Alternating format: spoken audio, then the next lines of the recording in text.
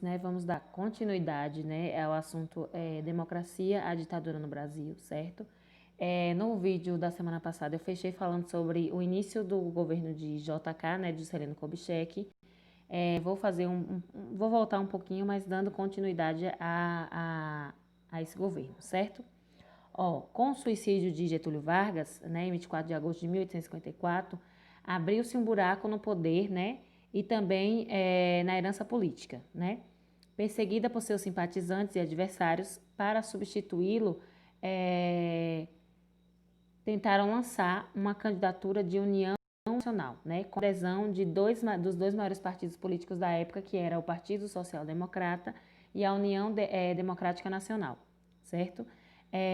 Eles teriam um candidato único, né, que uniria a direita e o centro, né, para não repetir o mesmo erro de ter um tipo de Getúlio no poder, entenderam? Então eles queriam alguém que eles tivessem como controlar e que não fugisse ali do que eles, do quadradinho que eles queriam para comandar o Brasil, ok?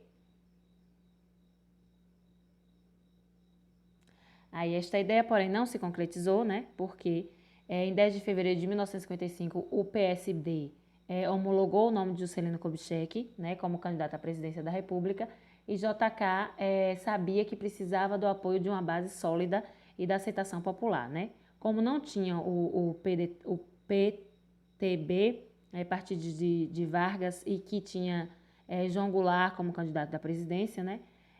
Poucos dias após a homologação de JK como candidato do PSD, o PDT selou o acordo tendo João Goulart e Jango concorrendo como vice-presidente.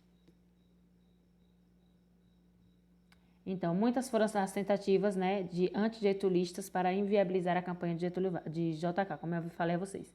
Eles não queriam que Juscelino Kubitschek chegasse ao poder, certo? Jango, apoiada inclusive pelo Partido Comunista Brasileiro, né, a UDN era a principal rival dessa coligação, com intenções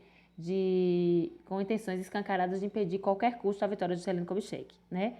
Nas eleições de 3 de outubro de 1955, o JK se elegeu, né, com 36% dos votos válidos contra 30% de Juarez Távora, 26% de Ademar e 8% de Plínio Salgado.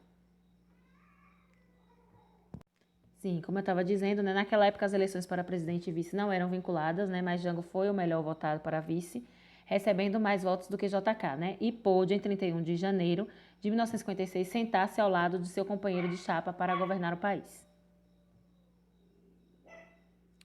Aí, o governo de JK é lembrado, né, como de grande desenvolvimento, né, incentivando o progresso econômico do país, né, por meio da industrialização, né, era uma das metas de Juscelino, só que eu estou confundindo, de Juscelino Kubitschek.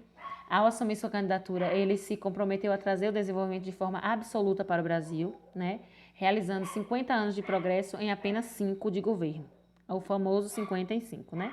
Aí tem até uma charge aqui.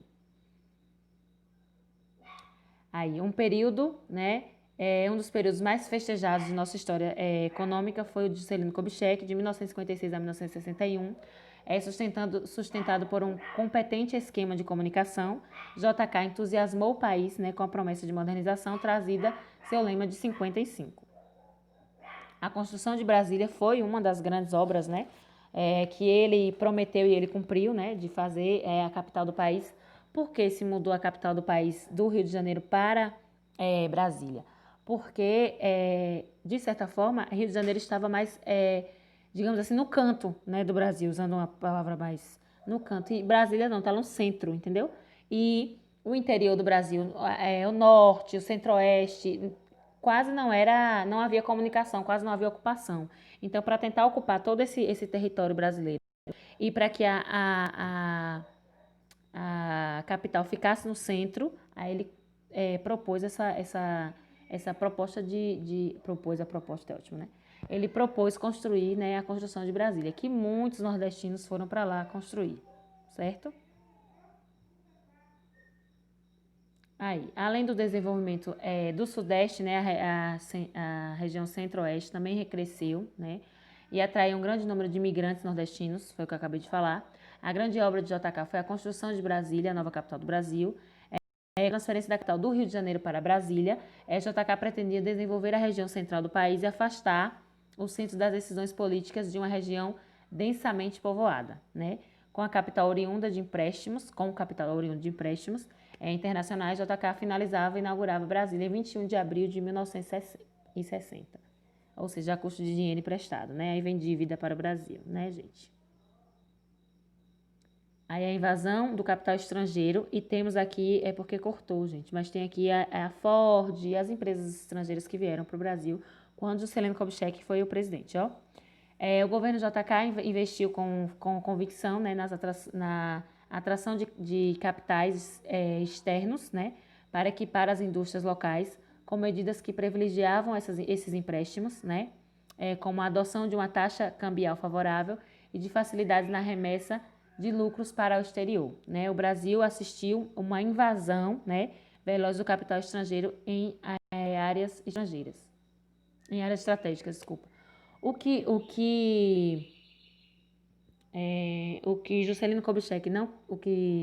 Getúlio Vargas não queria, Juscelino Kubitschek fez, que foi trazer investimento de fora, né? Que Getúlio não, ele queria que o Brasil crescesse com as próprias pernas, com investimentos daqui, né? Investimentos nacionais. Já Juscelino não. Viu que o Brasil não tinha essa possibilidade, não, vamos trazer de fora, vamos pegar dinheiro emprestado. No entanto, isso tem uma conta, né, para pagar no final. Aí, quando Juscelino acaba morrendo, né? Finaliza a morte dele, inclusive, foi uma morte muito suspeita. Antes de finalizar a morte falar sobre a morte de Juscelino Kubitschek, ele foi um dos presidentes que investiu, né, em séries de setores no Brasil, e ele investiu bastante na cultura, certo? Ele era muito adepto à música, à televisão, teatro, cinema, então ele trouxe, né, vários investimentos nessas áreas. Então a cultura brasileira ficou um pouco mais rica, né, nesse período que Juscelino foi o presidente, certo? E para falar da morte, aqui ó, no final de 1960 foi eleito o sucessor de Juscelino Kubitschek. Sim, ele morreu em um acidente meio que suspeito. Até hoje não se sabe se realmente foi um acidente ou se foi algo mandado, entendeu? Então ele acabou morrendo, e quando foi nesse ano de 1960, Jânio Quadros acabou entrando na presidência. Aí nós vamos ver a presidência de Jânio Quadros e de João Goulart, certo?